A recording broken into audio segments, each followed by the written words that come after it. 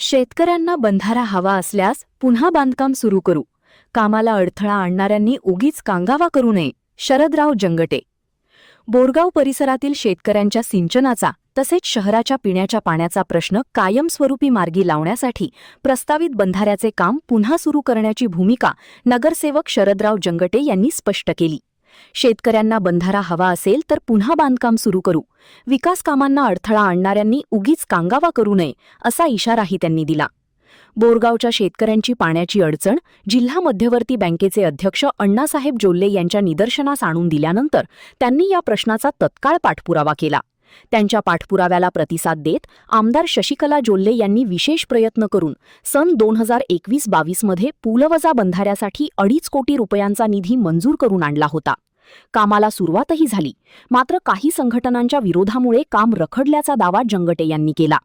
आमदार शशिकला जोल्ले यांच्या सूचनेनुसार लघु पाटबंधारे विभागाचे अधिकारी जगदीश पोळ यांनी बोरगाव येथे शेतकऱ्यांशी संवाद साधला. यावेळी शेतकऱ्यांनी जुन्या पुलाची दुरुस्ती नको तर नवीन बंधाराच उभारावा अशी मागणी केली.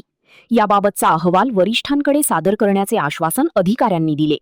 बंधाऱ्याच्या कामाला विरोध करणाऱ्यांनी आता दुरुस्तीची भाषा करू नये. श्रेयवादापेक्षा बोरगावच्या शेतकऱ्यांना पाणी मिळणे महत्त्वाचे आहे. अण्णासाहेब जोल्ले यांनी पाठपुरावा केला आणि आमदार शशिकला जोल्ले यांनी निधी उपलब्ध करून दिला. आता रखडलेले काम मार्गी लावण्यासाठी आपण पुन्हा पाठपुरावा करू असे नगरसेवक जंगटे यांनी सांगितले. आमदार शशिकला जोल्ले व अण्णासाहेब जोल्ले यांच्या माध्यमातून बंधाऱ्याच्या कामाला पुन्हा चालना मिळावी अशी अपेक्षा व्यक्त करण्यात आली. यावेळी डॉक्टर महावीर घाळे, राजू लटलटे, बी.के. महाजन, महापती खोत, अजित तेरदाळे, शंकर गुरव, श्रीपाल गोसावी, किसन गोसावी, रावसाहेब चोकावे, संजय गजबरे, बाहुबली कमते, सुनील गोरवाडे, धवल भिवरे, शीतल गोरवाडे, महादेव येदमाळे, कुमार चिपरे, जितेंद्र भोजे, बबन रेंदाळे यांच्यासह शेतकरी उपस्थित होते. महान कार्य न्यूजसाठी अजित कांबळे, बोरगाव. आदरणीय निप्पाणी भागाचे विकासरत्न आमदार माननीय शशिकला जोल्ले वहिनी, माजी खासदार व बेळगाव जिल्हा DCC बँकेचे अध्यक्ष यांच्या विशेष प्रयत्नातून 2021-22 सालामध्ये ब्रिज कम बांधारा या निर्मितीसाठी 2.5 कोटीची निधी प्रथम बोरगावच्या दूधगंगा नदीच्या कोसरवाडीच्या सीमेवर ते करायचं ठरलं होतं.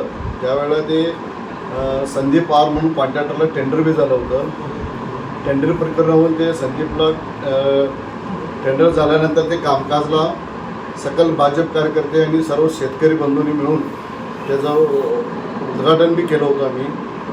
पण काही संघटनेच्या लोकांनी त्यावेळेला त्याला विरोध दर्शवलेले 30 लोक, आज 30 लोक ज्यावर इश्यू मोठं करून असं शेतकऱ्यांचा दिशाभूल करण्याचं षडयंत्र रचलेलं आहे. पण ह्याला बोरगावचे शेतकरी वर्ग हुशार आहेत. हे फार हिजानं त्याचा अभ्यास करत आहेत आणि शेतकरी सगळे समजून आहेत. गावात उन्हाळ्यामध्ये शेतकऱ्यांच्या 2 महिने ते 2 ते 2.5-3 महिने पाण्याच्या समस्या एवढं भासलं. गावातल्या महिला वर्गाने शेतकऱ्याच्या माता भगिनींना पाण्याचा एवढं त्रास सोसावं लागलं. त्या पाण्याच्या त्राससाठी ही लोक बोलू शकत नाहीत. गावच्या हजारो विकास कामाचे हजारो अडीअडचणीची कामं आहेत. पाण्याचा असू दे, गटर स्वच्छीकरण असू दे, विकासाच्या मुद्द्यावर न बोलता शेतकऱ्यांचा दिशाभूल करण्याचं काम त्या 4 लोकांनी करत आहेत. आणि बोरगावच्या सर्व शेतकरी बंधूंना माझं एक कळकळीची विनंती आहे की तुम्ही थोडा याच्याबद्दल अभ्यास करावा आणि येत्या काळामध्ये त्याला तसं उत्तर द्यावं असं माझं बोरगाव सर्व शेतकरी व सर्व बंधूंना माझं माझं आव्हान आहे. आणि ज्वल्य दाम्पत्यांचं काम बेळगाव जिल्ह्याने देश पातळीवर त्यांचं काम नावाजण्यासारखं आहे. आणि त्यांचं काम बोरगावमध्ये ना भूतो ना भवितो असं काम त्यांनी केलेलं आहे. आणि पुढच्या काळामध्ये पण अण्णा वहिनीने सांगितलेलं आहे की सर्व शेतकऱ्यांचे जी बी मागणी असतील लवकरात लवकर ते पूर्ण करण्याचं काम आपण करूया.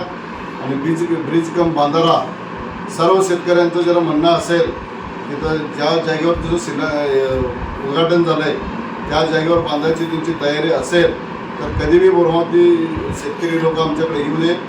त्याचा पाठपुरवठा करून ते ब्रिज उभारल्याशिवाय आम्ही स्वस्त बसणार नाही असं आम्हाला आश्वासन दिलेलं आहे. आणि आम्ही पण बोरगावच्या आणि पंचक्रोशीमधल्या सर्व शेतकऱ्यांच्या समस्या घेऊन वहिनींच्यावर वारंवार आम्ही चर्चा करून अधिकाऱ्यांच्यावर अण्णा वहिनींनी मिटिंग करून ते मार्गी लावण्याचं काम आम्ही प्रामाणिक प्रयत्न करत आहे. पण असं मध्येच काहीतरी उठून त्याचं कांगावा करू नये असं एक माझं पर्सनल तुम्हाला विनंती आहे. एवढं सांगून माझं 2 शब्द संपलं.